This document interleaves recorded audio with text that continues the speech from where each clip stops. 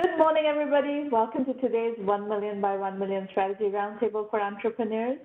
1Mby1M, as you know, is the first and only global virtual accelerator for technology startups in the world. Our mission is to help 1 million entrepreneurs reach $1 million and beyond in annual revenue.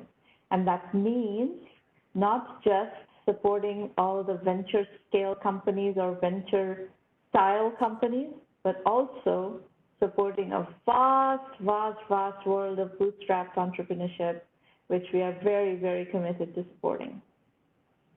This is the 595th online mentoring roundtable from 1 million by 1 million. We started with experiments. Actually, this predates the 1Mby1M program launch itself in 2010. We started experimenting with these roundtable formats in 2008, and that's what actually led us to the full-fledged 1Mby1M program. The event is being recorded. Every single recording of our roundtables are available on the YouTube channel 1M1M Roundtables. On Twitter, I'm at Shramana, and 1M1M is our corporate handle. If you live tweet today, use hashtag 1M1M. In general, we publish a tremendous amount of material through all our social media channels, Twitter included. Please follow, and you will learn a lot. It is an educational, inspirational program. Our mission is to help democratize entrepreneurship, education, incubation, and acceleration, and that's what we've been doing for the last more than 12 years. So these are the instructions to speak with us in this forum, but we have some scheduled programming first. We'll come back and open up the line for you to participate. It is a roundtable, not a broadcast, so we want you to participate as much as you would like to. We will start today's session with a conversation with Sergey Jakimov, co-founder and partner at LongeVC. Sergey, welcome to the show. Hi, everyone. Hi, Shramana. Thanks for having me. Sergey, give us a little bit of introduction about your background as well as about LongeVC, and we will get acquainted. Sure, absolutely. So I do have a bit of a maybe untypical background for how I ended up in venture capital in general. So I'm active in biotech, obviously, as you might already know, but I don't have the education from the biotech field initially. I come from the quantitative background, where I sort of picked the entrepreneurship journey fairly early. So I built my first company. I was 22 years old. That was in engineering. So I pretty much started off from the hardest part, and I started off from what is now known as sort of deep tech commercialization, right? So it's heavy IP commercialization. My first company was in computational fluid dynamics back in the days, so CFD modeling. It wasn't biotech back in the days, but it was sort of heavy science. And then I decided, well, I wanted to get into life sciences, because that is ultimately where I saw most purpose when it comes down to added value creation. So I started my second company, 24 years old.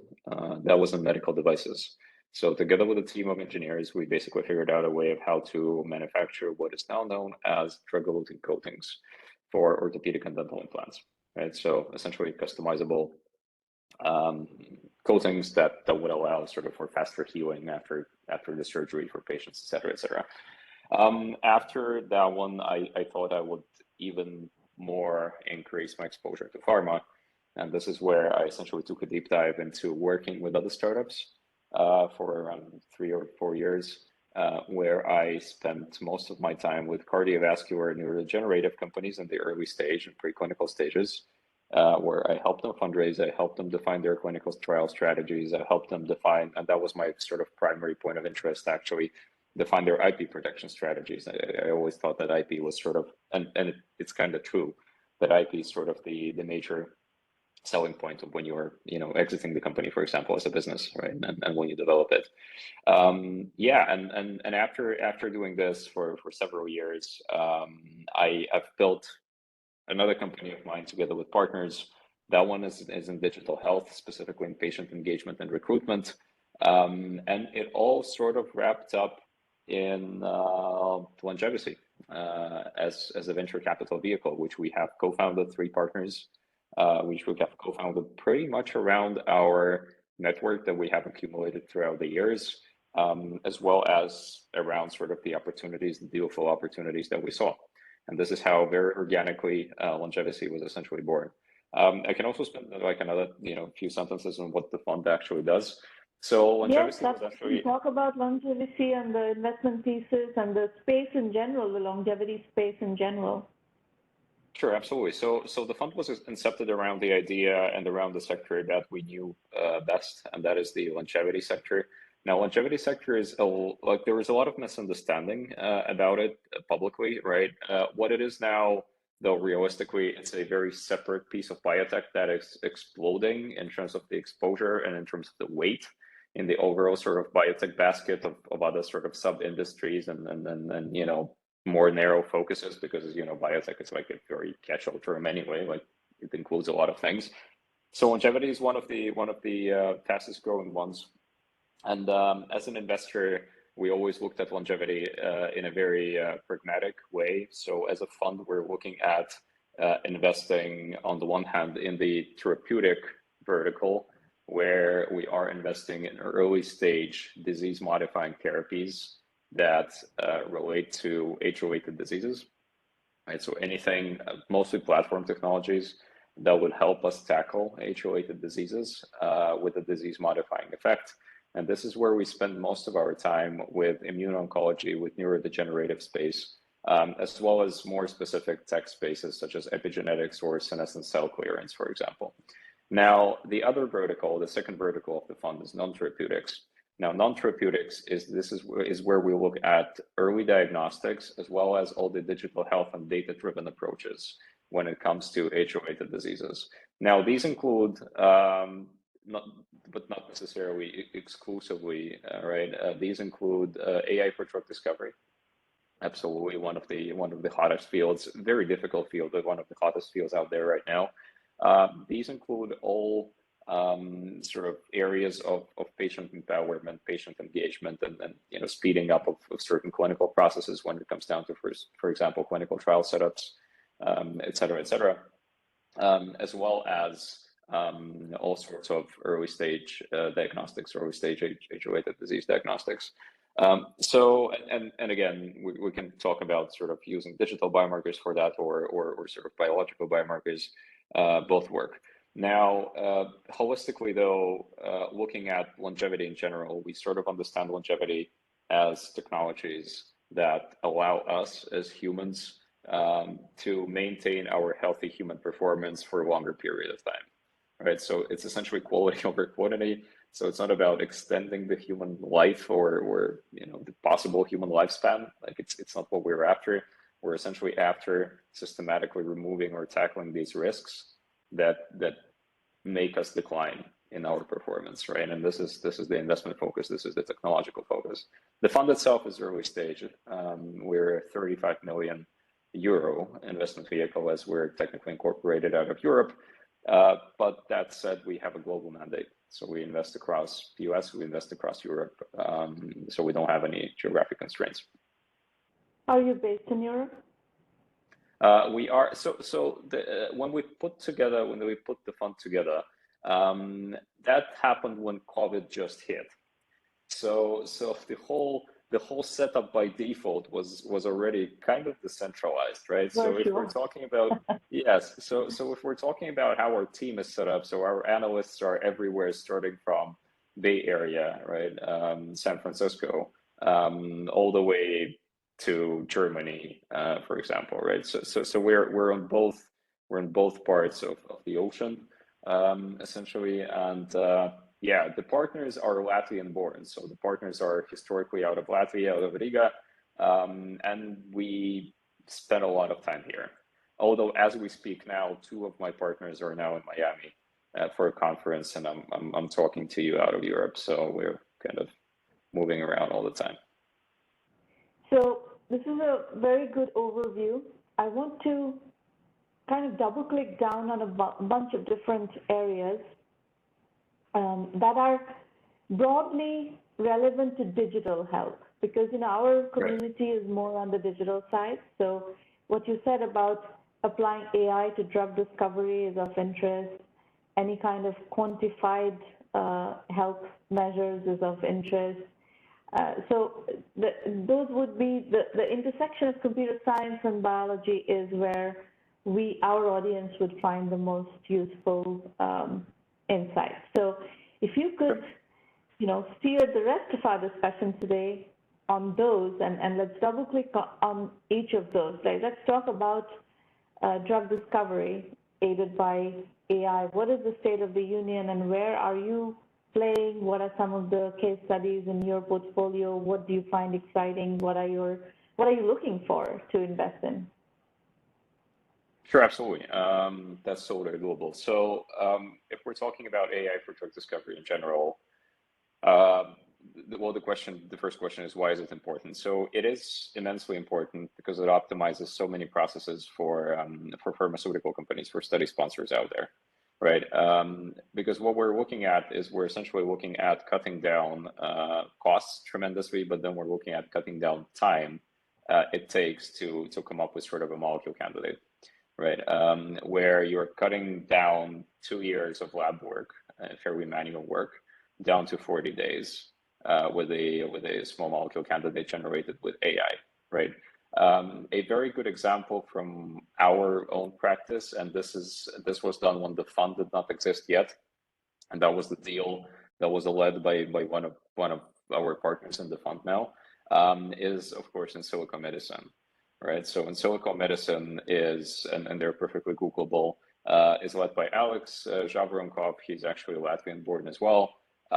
So they are now a unicorn, but I think 6 years ago when in silico was incepted, they were one of the very first ones in the industry that sort of allowed for the hypothesis of using artificial intelligence to repurpose drugs or to create new drug candidates, right? And 6 years ago, they of course encountered a very significant adoption barrier from major pharma because that was very unconventional, and there was a lot of pushback.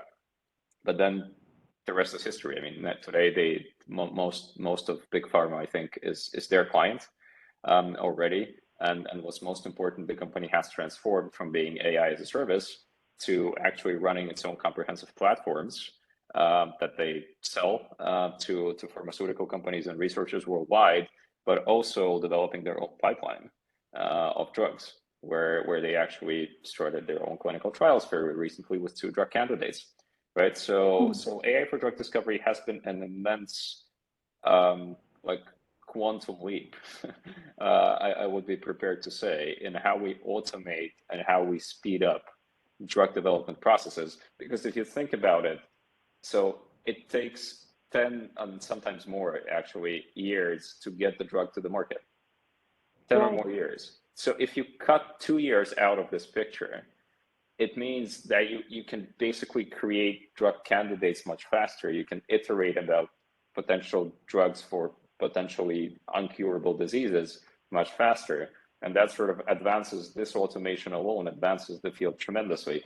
It is, of course, very data dependent, right? Because with all the data companies, it follows the old statistical garbage in, garbage out principle, where, as good as your data is, which you use, omics data, for example, that you use to build your model on, as good the result will be. But nevertheless, I think AI for drug discovery has been one of the, if not the most significant innovation in life sciences and in pharma, and sort of the digital angle of pharma, essentially, in the last decade. Now, so this company that you've invested in that is now a unicorn, how many drugs are going through this technology right now? Or how many by now, how many have gone through this technology? So the business models for these companies mostly differ. So the go-to business model for a company like this is selling its AI for drug discovery services to pharma, right? And this is where you kind of don't track how many drugs it has been used to develop, right? It's sold to pharma for research purposes. And Silico, as such, as a company, has developed its own pipeline of drugs where they already have several which they are putting through clinical trials. Yeah, so they have basically I was trying to understand more in terms of like the industry's evolution. If the pricing model for your company was a drug-based per drug pricing model, then we would have a sense of how many drugs are going through this kind of technology, and just trying to gauge the maturity of the field. Oh, the field is not mature at all. So I don't think there is yet a single AI developed drug in the market that is being sold, that is being approved, that has been approved by the regulator in all 3 phases of clinical trials, right? So that still doesn't exist. I assume that the first one will be there in the next few years. Mm-hmm. Okay. All right. So let's switch gears to another category. Pick another category besides AI-driven drug discovery where there's a heavy computational, heavy computer science element, and let's double click down into that in the same way. So another interesting one in digital health, for example, if we're talking if we're talking longevity angle, for that matter, is of course aging clocks, right? Aging clocks and all sorts of consumer-facing risk calculators, health risk calculators that are there in the market, right? So that's another very interesting angle of how we've taught algorithms to work with clinical data or user-reported data, or even phenotypical data, as well as how we made it consumer-facing and sort of consumer digestible, right? A very good example of an aging clock company, for example, is Deep Longevity. So Deep Longevity, they actually developed aging clocks as a SaaS, but they also have sort of a consumer-facing part of it, and this is where users can essentially dynamically track their biological age versus their chronological age, and essentially track how their body ages by feeding in different types of data. And that these types of data are phenotypic, user reported, as well as more specific lab data. So you can feed in your blood tests and some other essentially lab work in order to understand how certain biomarkers correlate with your biological age and how it matches with your chronological age, essentially, right?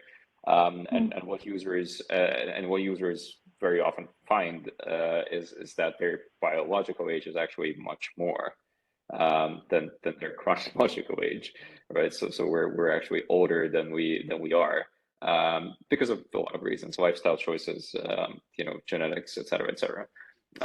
So that's one example. The other example is, and that has been very popular in the industry, in digital health entrepreneurs, is risk calculators. And this is where we already have, a lot of models that now have been digitized, where consumer-facing models that have been digitized, where users can essentially assess their specific disease risks, even based on very, very simple user inputted or user reported metrics or phenotypic data that the user inputs. A very good example for it is breast cancer risk calculators, which are several and which have been implemented on the state levels. Even I think New Zealand did like a whole campaign of introducing this as a digital tool. But we also had very good examples here in the Baltics, for example, where companies launched these public-facing sort of digital health applications, where women were essentially allowed to assess their breast cancer risk using a certified, sort of academically developed model in a digitized way, and then offered very actionable steps of how to prevent these risks, et cetera, et cetera. So that's another neat angle. The third neat angle is the digital health component, which has to do, and this is where I'll shut up in a second. So the digital health component, which has to do with patient engagement, of course, right? Or patient centricity.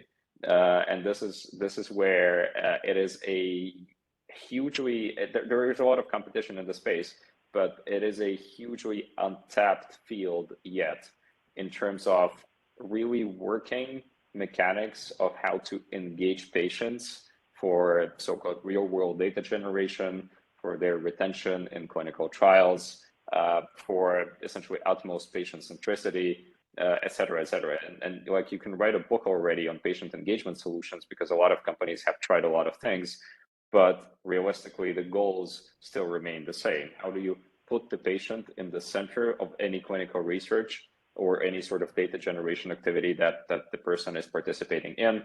How do you ensure that consent is properly recorded?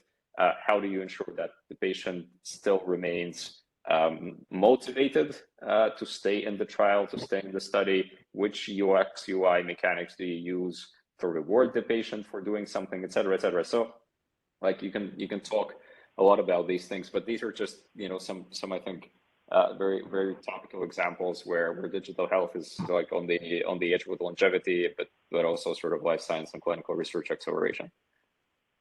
You haven't said much about the DNA side of it, DNA testing and DNA modeling, gene modeling, gene editing, all of that. Where does that fit right now in your investment thesis? So in our investment thesis, DNA testing as a service,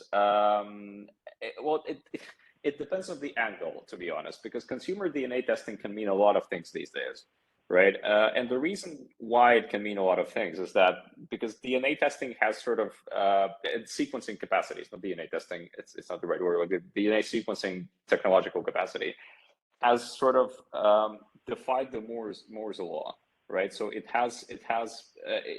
is becoming cheaper much faster than Moore's law would say it needs to become cheaper, right? So we've basically moved to like $1,000 for full genome sequencing, which like immensely cheap if you compare to how much it actually was like 10 years ago, 15 years ago, right? So and as a result of this, you have tons of consumer DNA sequencing companies which offer different degrees of detail and different amounts of SNPs that they look at, right? And different degrees of depth in their reports that they provide. So in our investment thesis, we haven't invested in a single one of them, to be completely honest with you, but we have encountered a couple which dealt specifically with health risks and identifying certain genes that would lead or that would increase the capacity of the individual to develop certain age-related diseases. And I'm not talking about sort of the BRCA, BRCA1, BRCA2 type of genes, which are, you know, very common and we know them, that are like cancer genes, for example, but more specific ones that are less studied, right? So, but we haven't invested in those, to be completely honest with you, because we still don't feel like there is a lot of longevity angle there. But that said, I think one of the biggest achievements of 21st century in general when it comes to longevity and digital health is that the societal adoption, like holistic adoption of longevity ideas, basically comes through self-consciousness of public. And that self-consciousness is basically delivered through the abundance of data we have around us. And so you can sequence your genome now for like $200, right? You have your Apple Watch, which constantly monitors your vitals. You live in the society, and you live in the environment which kind of always provides you with some sort of actionable insights of how you exercise, you know, how you should sleep, how you should eat, that sort of thing. And that as well helps. Right. So when asked about longevity in general, for example, we always say, well, there are multiple levels of it, right? And there is the first level, which is happening now on the societal level, and that is our self-awareness. And this is where the DNA sequencing companies belong for me as well. right? It's like, something at your fingertips, which you can do like now. Do you have, are you looking for something in this DNA testing area or gene sequencing area that you haven't found yet? But is there something in your head going, oh, if I could find a company like this, I would like to invest in it? Yeah, I think I would be looking for a merge between DNA sequencing capacity, like the reporting capacity, and actionable insights based on that DNA sequencing. So what I mean by that is I would be looking at the comprehensive model where the company actually offers you DNA sequencing, then offers you a comprehensive report, and either some sort of supplement-based insights or at least potential checkup or diagnostic-based insights, essentially providing user or the client or whatever you want to call it with feedback on what to do now, or which even non-prescription interventions should you actually perform in order to mitigate certain risks, et cetera, et cetera. So a comprehensive end-to-end solution where DNA testing would be sort of the part of the story, right? And then we would boil down to some sort of personalized insights and personalized guidance. That would be pretty interesting, and I think that would resonate quite a bit with, well, at least like Western society, the US part of the world, right? Where people are very health cautious and are willing to essentially perform these. No, I had a few conversations recently about DNA testing with some doctors, actually. There's a test called Gallery test that you may be aware of that costs about, I think, $1,000 or $2,000 out of pocket. And I think the resistance that the doctors have on this one is they don't really know what to do with the results, which speaks to what you are talking about, is that, okay, we do the testing, we assess the risks, and okay, then now what? Are we going to do a bunch of invasive biopsies all over the place, or how do you manage this, the data that is going to come out of it? So I think part of the issue right now in terms of adoption is that, okay, you do the test, and then what? Absolutely, you're absolutely right with this. So this comes down to the point where, well, genetics is a very good example, a very good illustration of it. But in general, like if we're talking applicability of clinical data, everyone, like a lot of people in the industry sort of shout about like more data we generate, the better, right? Like we need big data, we need this, we need that. Realistically, we don't know what to do with it. Technically, in a lot of cases. Data yes, absolutely. Now with genetics, this is very bad on the extreme of it, because so what you were talking about is our need to educate healthcare professionals to take action on these mutations or whatever they see there. This is really limited right now, even in very specific fields. Now, let me just give you like one example, which is very popular in the industry. So if we look at personalized DNA testing in oncology, for example, where you sequence tumor DNA to find personalized treatment, one of the most popular ones is Foundation Medicine, right? So Foundation Medicine was the one that pioneered the whole personalized DNA sequencing for treatment. Personalized treatment was bought by Roche, right? So it's now a part of Roche. So even with Foundation, what happens is an oncologist sends over a tumor sample. Foundation sends back a 45 pages report with mutations in that tumor, and the oncologist only knows how to act on the upper part of the first page. And then all the rest is basically the FIY information, where it's like, we know it's there, but how do I adjust the treatment to target this specific mutation? I have no idea, right? So and that happens all over the place. I think you're pointing to a lot of gaps in the industry where there are opportunities for entrepreneurship to figure out, how do you close this loop? Okay, you generate the data, you generate some risks and so forth, then what? And that then what question is a great set of opportunities for entrepreneurship. My last question, we have to move to the entrepreneur pitches. My last question, what is your assessment of gene editing? Well, it's a bit of a broad topic, to be completely honest with you. So if by gene editing we mean CRISPR technologies, right? So the range of applicability of these is huge, and we see it all the way, from oncology to neurodegenerative diseases to treatment of chronic illnesses or genetic illnesses such as type 1 diabetes. Right, for example, we don't see these therapies in the market yet. So vast majority of these, in fact, I think one gene editing therapy was ever approved, but I might be wrong with this one, right? So but very few, if not one.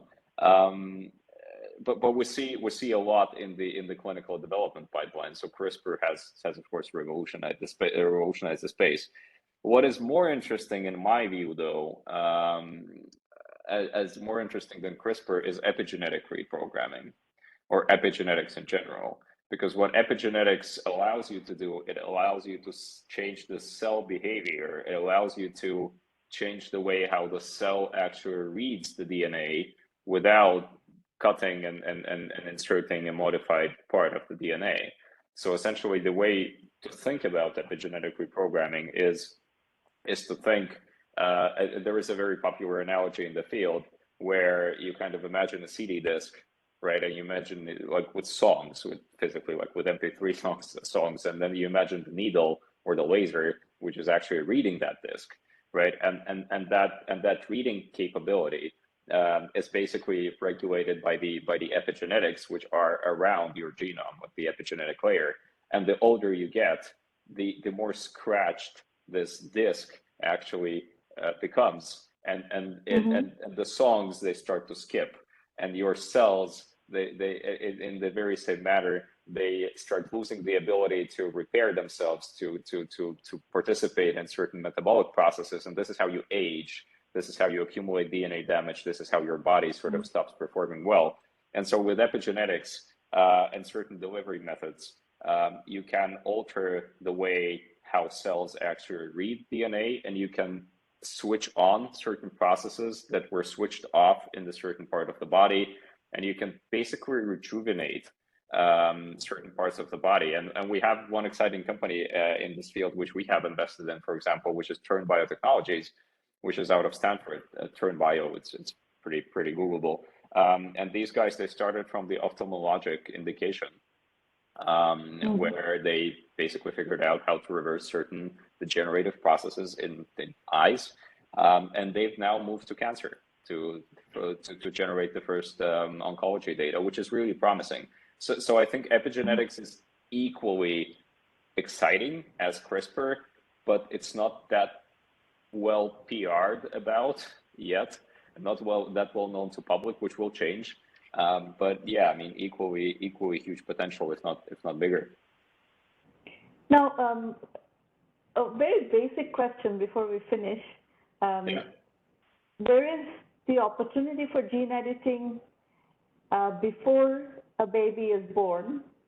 Yeah. And then there is the opportunity for gene editing later in life, that applies to the entire 10 billion population that is coming. Yeah. So I guess, each of those are fields in their own rights, right? Absolutely. So in the first one, there is of course a huge ethical component if we're talking about sort of pre-birth gene editing. But if you leave that aside for a second, what makes total sense is identifying potential life-threatening or potential disability risking DNA-driven factors for babies that were not yet born, and introducing these changes early so that the new person gets to live a normal life, right? And that's totally fine by me, to be completely honest, right? Because this is what science is for. Is the science there for something like that? On the basic level, yes. On the commercial level, to my best knowledge, it's not being done, of course. But on the basic level, we have indeed seen quite a bit of development for that. This stuff has not come into the venture deal flow yet. So it sort of has, but it is still very often in the fundamental science stage. So it's not at the stage where it's a company that is actually going to sell the service to anyone. It's on the fundamental research stage where a ton of money and liquidity is needed to actually validate this. Now, when it comes down to gene editing in the later life, again, it has a very understandable therapeutic angle where we have diseases such as ALS, such as MS, such as AZ, Parkinson's, all sorts of cancer risks, you name it, which in a lot of ways can be prevented by introducing certain gene edits. And I think it totally makes sense. So if you leave aside the ethical component for a second, these are all very viable. But again, the pre-birth gene editing is still something that is deep into R&D, of course. But the adults or post-birth gene editing, have you started seeing those kinds of companies in your deal flow? So absolutely. So CRISPR-based therapies, a lot of them are in phase 1, phase 2 clinical trials right now, and these are mostly in cancer, of course, but also in diseases in genetic diseases such as type 1 diabetes, for example. Yeah, right? and also the entire range of cognitive disabilities, right? Alzheimer's, Parkinson's, schizophrenia, bipolar disorder. There's a whole range of them. Yeah, so neurodegenerative field is a bit more complicated, because if with certain types of cancer, we can with certain certainty, pardon my expression, with certain certainty, say that this gene, the mutation in this gene, is responsible for that type of cancer to appear, for example. Then in neurodegenerative, so in Alzheimer's, Parkinson's, we're still kind of far to understand the actual disease mechanics.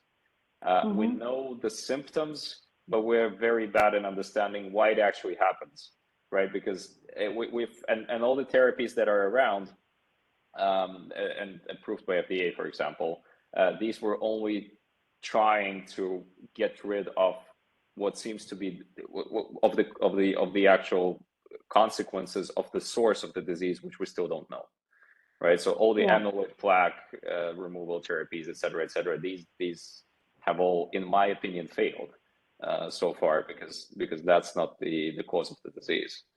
But then again, autoimmune reactions, for example, in MS, can be ultimately the cause of the disease. And with certain gene interventions, and I'm not prepared to say which ones, because I'm not a KOL in the field. With certain gene interventions, you might as well be able to alter these reactions and remove them altogether, right? So, the way I kind of summarize it is, when you or your peer group in the early stage VC world start to see deals in any of these fields, gene editing that is prenatal, gene editing after the child is born, in adults, whatever, right. In any of these fields, that means that it has gone a little bit beyond the basic sciences being figured out. So if it's not hitting your deal flow, that means the basic science has not been figured out yet. But if it's starting to hit your deal flow, then at least we are further along and we will start to see things moving. I know we're probably at least a decade away from all this kind of really impacting human life at scale, but it has to first get developed, and that development process is going to come through the early stage deal flow pipeline? You're absolutely right. So for VCs, we kind of step in at the stage where the company has already moved past the fundamental science, science level, right? And that fundamental science level is normally funded by non-equity instruments, right? So that is NIH grants, all of the foundations. But the matter of fact, the founders of LongeVC, the fund, have established what we have called Longevity Science Foundation, and that is the one that actually allocates non-dilutive grants to fundamental research in longevity and in longevity tech, for the exact reason of a lot of very promising tech actually dies before it can pitch for venture capital because it was underfunded by the absence of non-equity instruments. So you're absolutely right. When VCs invest in it, it already has a shape of a company, right? Yeah, that's true. Well, it's a pleasure. We could go on. There's a lot more to discuss, but let's have you back sometime in a later date and continue the conversation. It was very nice to meet you, Sergey. Thank you so much for having me. Always happy to share. Take care. Folks, we're going to switch to the entrepreneur pitch session. I believe we have two Justins on the roster today. How did that happen? What is the probability of that happening anyway? So we are just a little bit of expectation setting. We are on your side. Anybody who's either pitching today or at a later date, this is a safe working session. We are on your side. We're just going to brainstorm about your strategy and see if there's some way we can add value and help you accelerate. That's the whole purpose of these sessions. You can disagree, no problem, right? It's your venture. It's your prerogative to do exactly what you want to do. That's why we choose to be entrepreneurs. But there are a lot of well-known pitfalls in an entrepreneur's journey, and there are a lot of strategies that people have already figured out. So if we can help you, point you to some of those, that would be a way for us to add value to your journey. So I believe we're going with Justin Perron first from Lexington, Kentucky. Justin, welcome to the program, and let's hear what you're up to. I know you're a bootstrap startup. Yes, thank you so much, Ramana. And you're one of the few people who nailed my name. Most people try and put an Italian or a Spanish spin on it, so thank you. Yes, thanks for the introduction. I'm Justin Perron. I'm the CEO and co-founder of 13 Layers.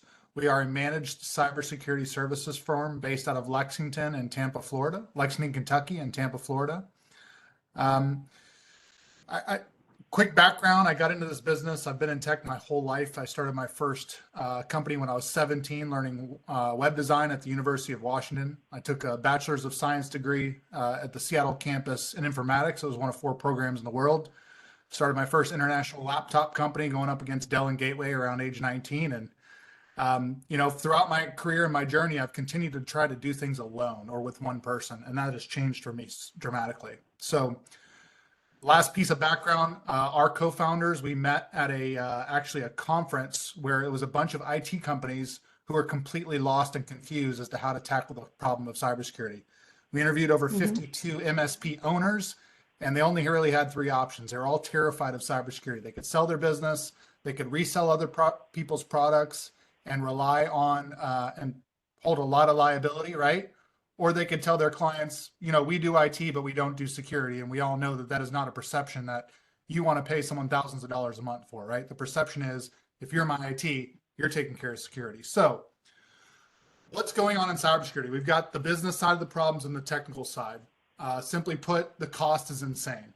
We're predicted to hit 10.5 trillion by 2025. To put that in perspective, that would make it almost double the size of the 3rd largest economy in the world, which is Japan. So, and the problems are not just revenue driven, right? Companies are losing intellectual property. They're losing data that's crucial to their business operation. They're losing reputation. And some of these costs are not just when a data breach occurs, but can occur for many years after. The damages continue to rack up. And then the industry has changed. Every year it changes more and more. It's just accelerating at rapid growth, and regulations are changing. If you're a company that needs to create a new vendor partnership or get new customers like enterprise customers, they may give you cybersecurity regulations that you have to adhere to. So that spending is being mandated by compliance, by insurance regulations. And so that acceleration is happening very rapidly. The technical problems, right, that are behind the business problems, well, of all of the billion-dollar companies that are out there, the attackers continue to bypass those reactive security controls. Multiple billion-dollar companies, you think that these large, huge companies like Garmin and Carnival Cruise Lines, that they weren't spending millions of dollars on cybersecurity? Of course they were, but it still didn't work, right? The attackers are inside of networks for 9 months on average. That means for 9 months, the attacker is sitting inside your network and studying everything about your business, who your board members are, who your vendors are, who you pay, how frequently you pay, how much you can pay if we decide to extort you for money, what your business looks like, where are your revenue streams, who are your most important customers, right? They know your business at a deep level before they finally decide to attack. And then there's no real help available. In the United States alone, we have a shortage of over 700,000 cybersecurity professionals. Globally, that's projected to hit 4.5 million. It's not getting better anytime soon. So what do we do, right? It sounds like this unconquerable problem, but it very much is not. And we've done a very good job of solving these challenges. So how do we do this? The first is proprietary technology that we brought to market many years ago. We take a proactive approach that's real time. What I mean by that is a lot of companies are waiting for the attack to happen and then generating an alert, and that alert gets kicked to technical people who do research and then apply the fix. It's not working. As evidenced by 100% of successful data breaches, they've all broken through firewalls and reactive security controls. So we flip that funnel on its head and do proactive security, offensive security first. Everybody wants to throw out the terms of automated intelligence and machine learning, and we all know that automated intelligence is only as smart as the code that's being written and the data being put into it, right? So we take, again, a different approach. Our approach is human intelligence first, processed by AI and machine learning. So when you think about the way that the FBI kind of profiles a serial killer, that is what we're doing with the most prolific cyber attackers all over the globe. We've been studying them for 12 plus years. We know who they are. We know where they go to lunch. We know what they drive. We know what floor they're on. We know who their girlfriends are. And we certainly know a lot about their code and what they're doing globally.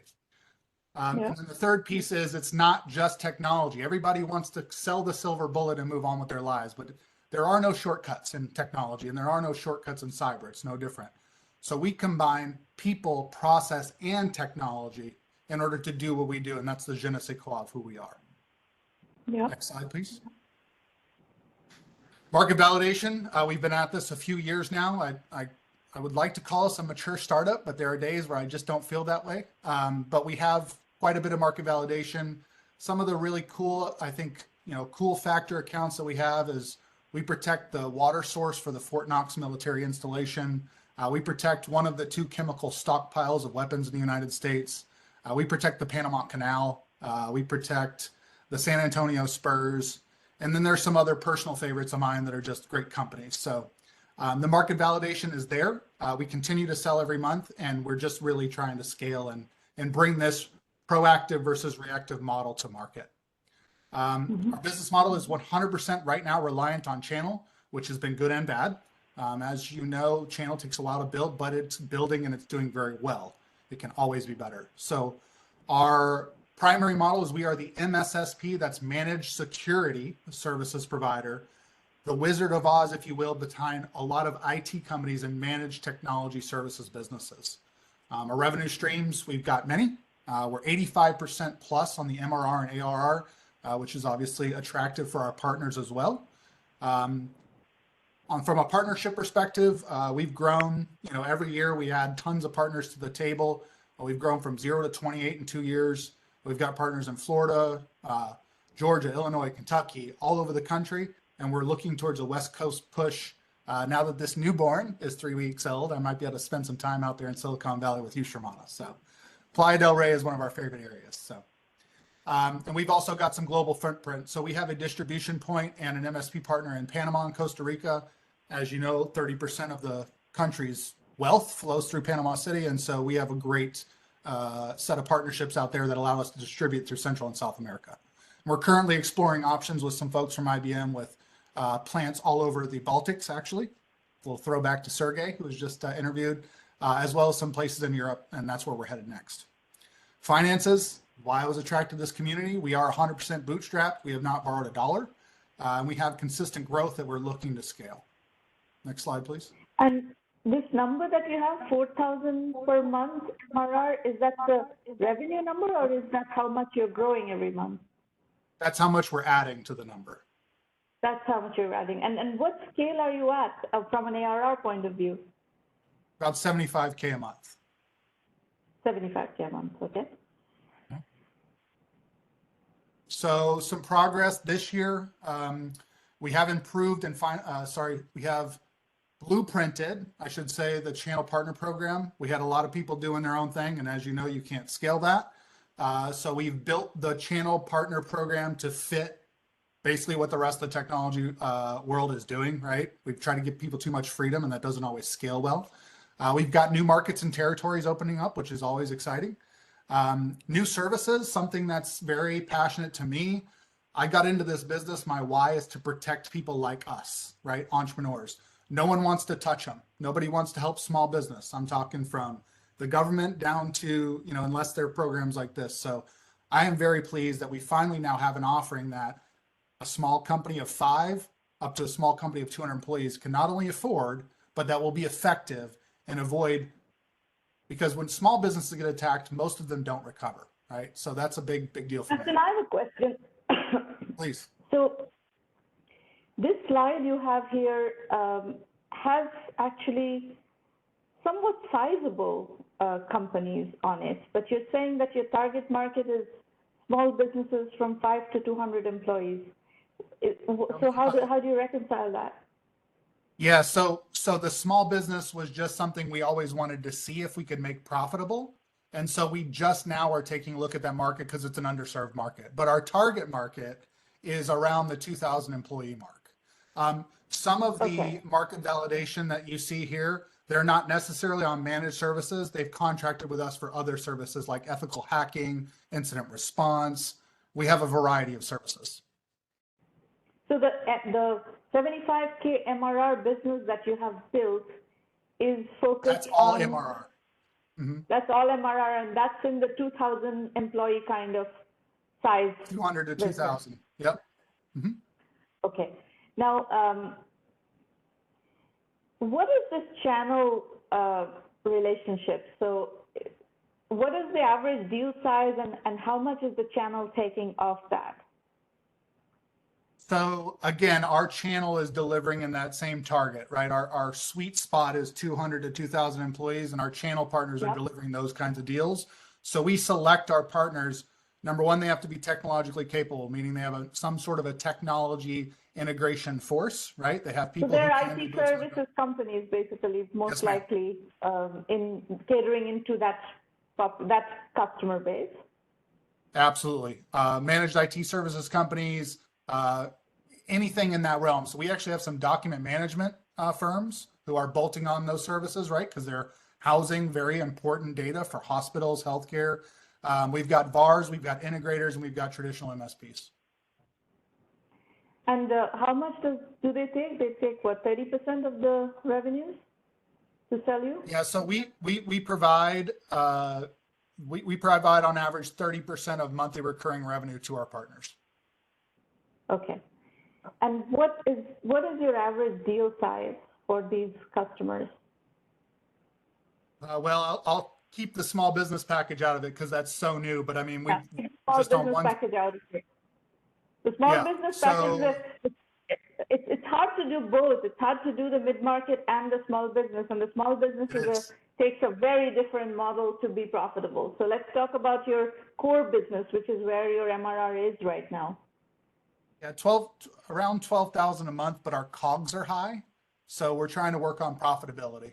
So a 500 endpoint deal, we defined endpoints as physical machines with Mac, Linux, or Microsoft operating system. Everything else on network we don't charge for, which is a really nice value add for our clients and partners. So a 500 endpoint deal would be around 12,500 in revenue per month. Okay. So I'll tell you some of the things that I'm seeing in the 250. market that are really interesting. There is a very big MSSP boom in the market, which you're aware of, and we are seeing that everywhere. One of the trends we see is that, even in the large enterprises, it's very difficult for innovative companies to go into those accounts, get into those accounts on their own. So either they have to partner with one of the larger companies, the Palo Alto Networks, the Zscaler, the Qualys, and so forth, who already have a seat at the table, or they have to go through the MSSPs. So these are, trends we are seeing on the top end of the market for sure. Now, the market that you're playing at is also extremely difficult for innovation to get into.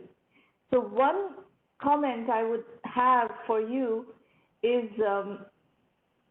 from an improving margin point of view, is to be open to working with innovative companies who want to bring their products to market. And if you have a portfolio of, customers who are willing to look at innovation and willing to look at offerings from these companies that are bringing new products to market, who are trying to get into the market, I think you could do very well on the margin side, because they need you, right? These innovative companies need you, and they will give you better terms, especially the early stage ones. And if you can provide them, now in this case, you are going to be their channel, right? You, followed by your channel partners, are going to be their channels for getting into these customers. You can, from a gross margin optimization point of view, from the cost of goods sold optimization point of view, that is a strategy that you may want to look at. Yeah, I'll definitely have to dig in with you more on that, because that's something I started to explore, but it's a new kind of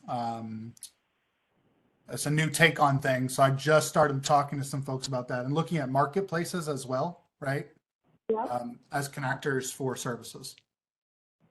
So. Okay, well, congratulations regardless to getting this far, and I think MSSP is a very big opportunity going forward. It has always been. In security, it is particularly relevant right now because of what you put on your opening slide. There is a tremendous shortage of cybersecurity professionals. It's just not possible to manage these, for small businesses to manage security without, help from some outside party.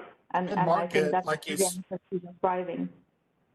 Yeah, I mean, the market very well, and the mid-market in particular.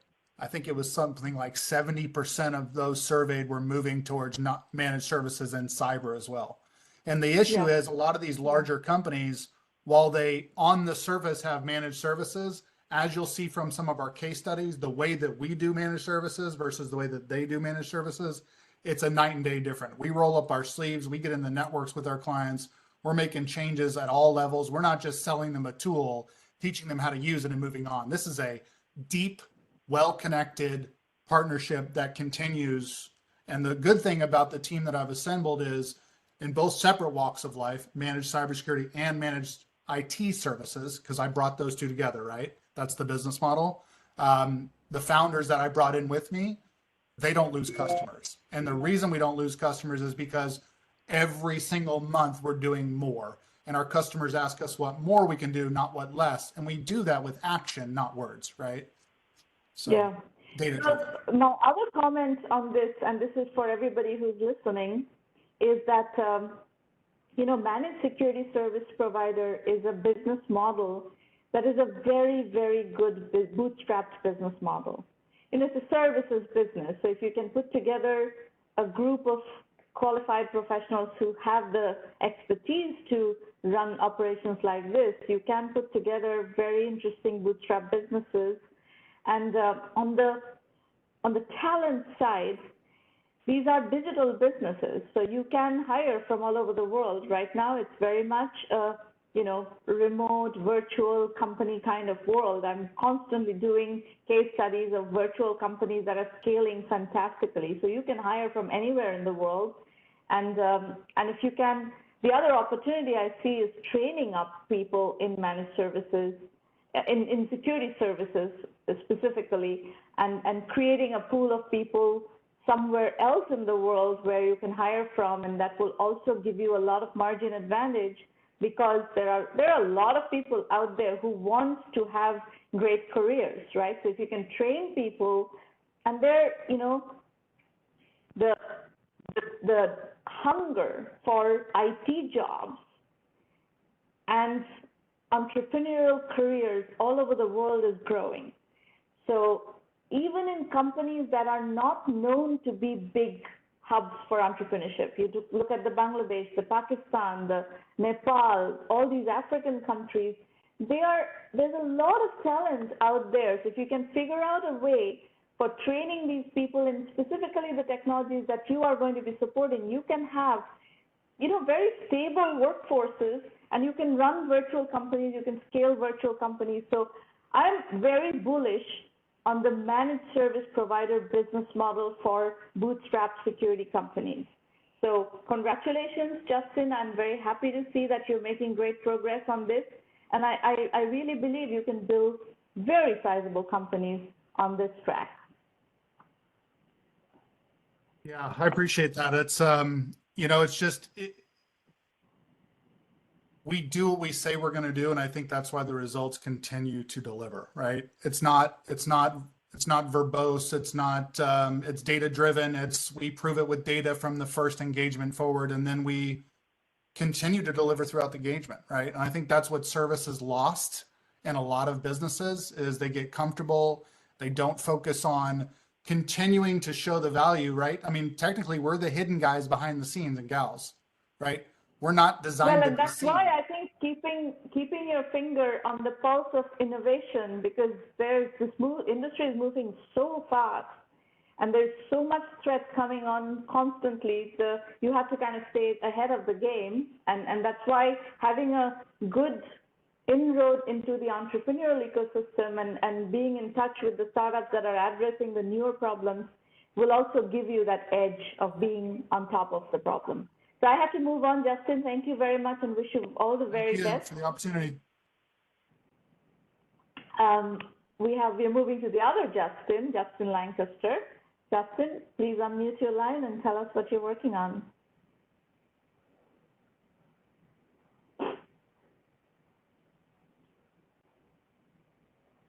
We can't hear you. You need to unmute your line. There we go. It was taking a while to Perfect. You can hear me now. No problem. Well, first, kudos to Justin in Kentucky. Very nice presentation. I'm just blown away by what you've achieved bootstrapping. It's really a challenging problem and an important problem.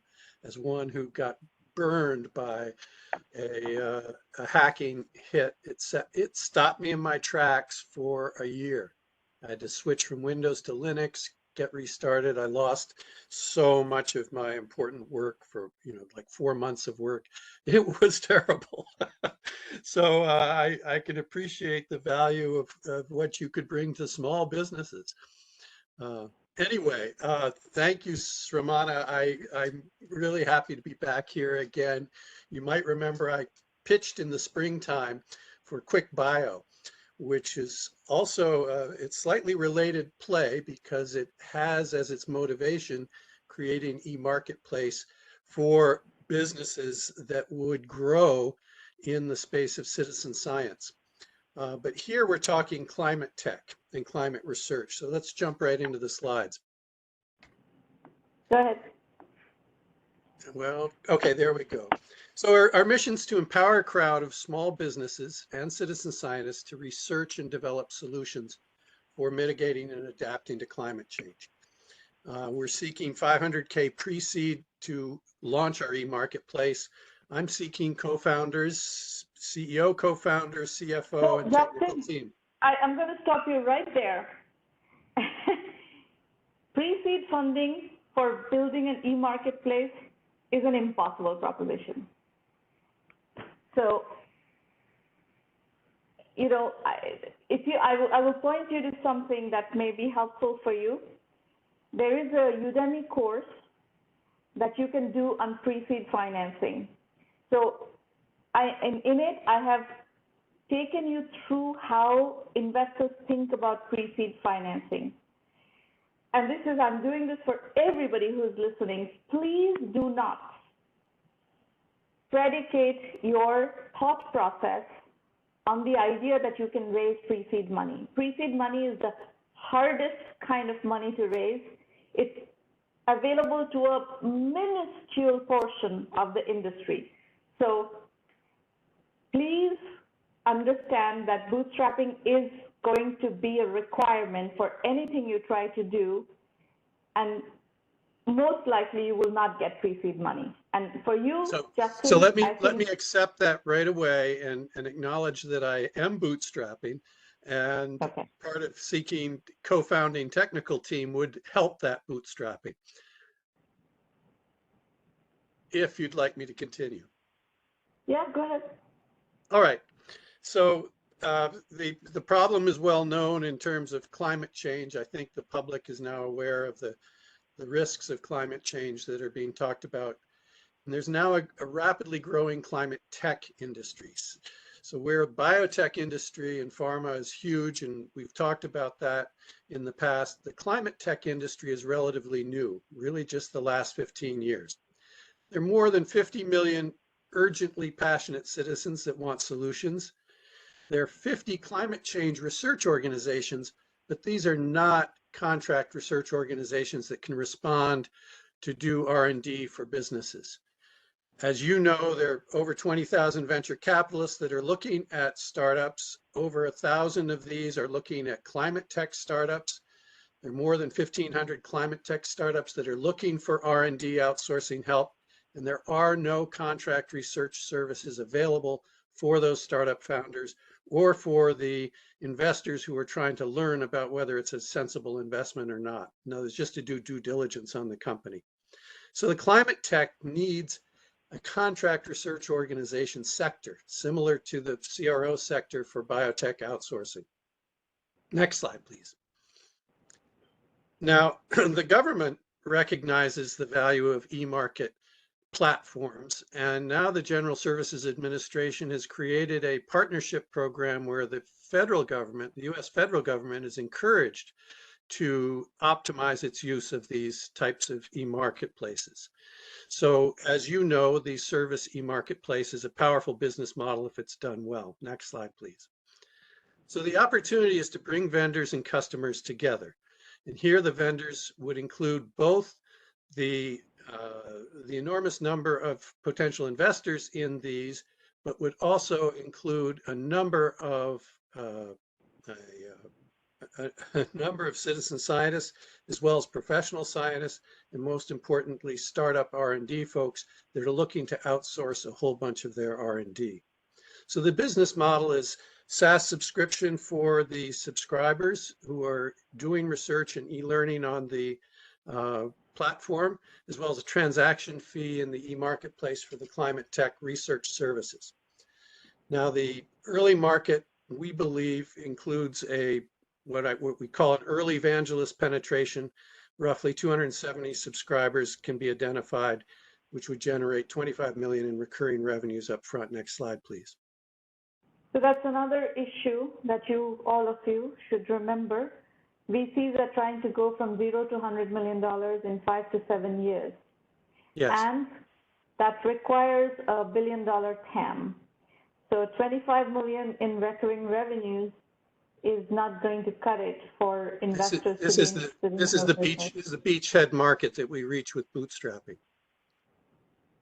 Once we hit those revenues, we're looking at a unicorn corporation. So I just described the two-part business model. So we have a unique value proposition and a truly unfair advantage for an e-marketplace. We have it for biomedical and telemedicine, but we most certainly have it in the climate space. We call it fast science. It's too complicated to explain right here, but I'd be happy to talk about it with anybody that's interested. These are the 50 climate research companies, and you can check through them all in detail. None of them will do R&D services for you. Part of the go-to-market strategy is to build grassroots citizen science vendors, and using the government incentive programs a lot of those can be done in local rural regions. And the fast science technology allows these players to become powerful research agents in this space. In the interest of time, tell Next me slide, what is please. standing on the way of your getting going. You can present concepts, but I mean, a two-sided marketplace, you have a reasonable idea about what the concept is. What is standing on the way of this going from concept to actually a business? Software engineers, two to three software engineers, 6 to 9 months. Well, go to Upwork, find software engineers, define your project, and get an MVP going. Yes, and that would cost about $500,000 for 9 months.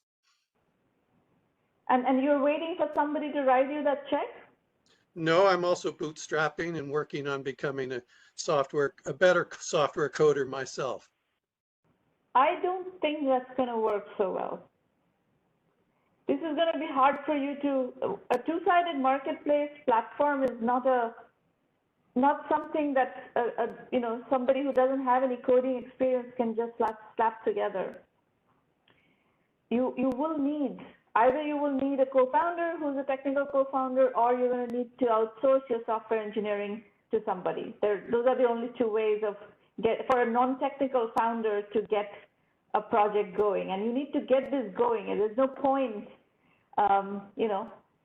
assuming that you can raise money for something that you cannot raise money for. I'm being very blunt for all of you who are listening to this. You cannot raise money at this stage. That is a fact. If you're a non-technical founder trying to get a project off the ground, at this stage, with no validation, with nothing happening, there is absolutely no way you'll be able to raise money. So you have to bootstrap. You have no choice. Okay? Hence my first slide that was looking for co-founders to do technical development. Okay. All right. I'm going to move on. Folks, if you like what we do here, as you can see, I try to give you very blunt feedback, not sugar-coated, but just precise feedback so that you can actually act on it. And if you like that approach, refer 1Mby1M to your friends and family members who are trying to do startups in technology. In terms of learning, we give you lots of touch points. 1Mby1M.com is the entry point to everything. You will find a blog that you can read on a regular basis, and you'll learn a lot from that. The Entrepreneur Journeys book series is another learning material. It's full of case studies, basically books with 12 to 16 case studies each. All of them are available on Amazon. These roundtables happen every week. We're actually very close to 600 roundtables at this point, and it's been going on for a very, very long time. So we've had the privilege of working with so many of you over so many years. The full acceleration program for 1 million by 1 million is 1M Premium. And there you get extensive methodology guidance, a full digital curriculum. You get help with business development, strategy consulting on a weekly basis at our private roundtables. And we also help you with financing and media and analyst relations. That's the $1,000 annual membership fee program. I recommend there's a free tool on the website called the self-assessment. Please do that. That's the due diligence questions VCs would ask you. Whether or not you're raising money, these are very good strategic planning questions. You are your own VC, right? Even if you're bootstrapping, you are your investor. And you want to stay on top of your journey, your strategy, your plan as much as possible. And this is a very good tool to do that. For people who are uninitiated in the bootstrapping process, you can do my less than 1 hour bootstrapping course. It's available on the blog at the top, and it's a great overview of bootstrapping. Please do that, and it will help you get a handle on the underpinning of the bootstrapping philosophy. And the other source of very inexpensive learning are my Udemy courses.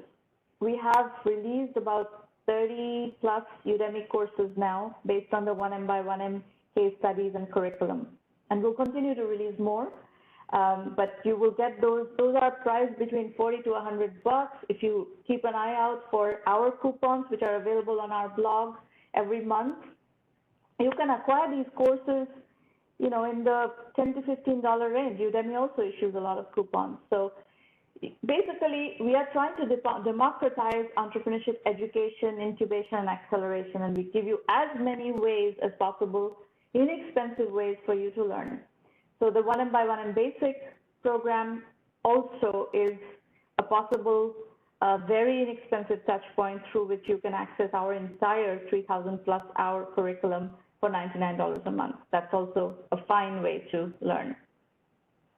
So go to the website, dig around, look at what works for you, whether you want to do basic, premium, Udemy, whatever you feel like doing, do that, but do continue to learn, because the market moves really fast.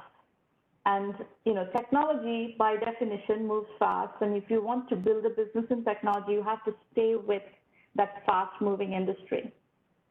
So look at the website, the curriculum is described in full, and just create your learning strategy. And to the extent that you want to use 1M1M as your learning strategy, we have tried to make this as easy and as inspiring and approachable. It's very friendly. The program is very friendly. You will meet thousands of successful entrepreneurs through the program who have been very generous in sharing their stories with us and with you. So you can basically simulate the experience of having a lunch or a coffee or a breakfast with somebody who's really successful and learn from their journeys. This is what we have tried to do in 1M1M, to bring you this opportunity wherever you are in the world. We have very strict policies on investor introductions. We work with hundreds of investors, but to get introduced to that investor network, you have to be fundable. We will help you get there if you have the goods, but we will help you through that process on a weekly basis. But you have to do the work. It's like a gym membership. We give you the machines, you have to get on them and do the homework, do the workouts. Our philosophy is bootstrap first, raise money later. We don't raise money on concepts. I almost never take on a concept financing opportunity because it's not doable. For the most part, it's not doable. It's doable if you're a repeat founder with track record, where you have investors who have already made money off you and are willing to fund you again. They will fund your concept, maybe. So please be aware of the fact that if you're chasing funding on a concept, it's not doable. And I cannot do it. I don't have a silver bullet to solve this problem. So I just want to be very upfront and honest with you so that you don't waste time. Time is really precious. So please invest your time very carefully, very judiciously. That's it. We have 2 roundtables in November, 1 in December, 2 in January, most likely. I have a lot of travel. It's the first time I'm traveling in 3 years, so I have a lot of travel coming up. But we're doing all the private roundtables in the next few months, but the public roundtables we're going to cut back on a bit to allow me to travel. That's it. I am actually running out of time because I have 3 other meetings that I have to do before rushing to another meeting that I have to drive for. So I'll take a very quick couple of questions if you have any, and then we have to adjourn for today, and we'll see you next week. Anybody? Questions quickly?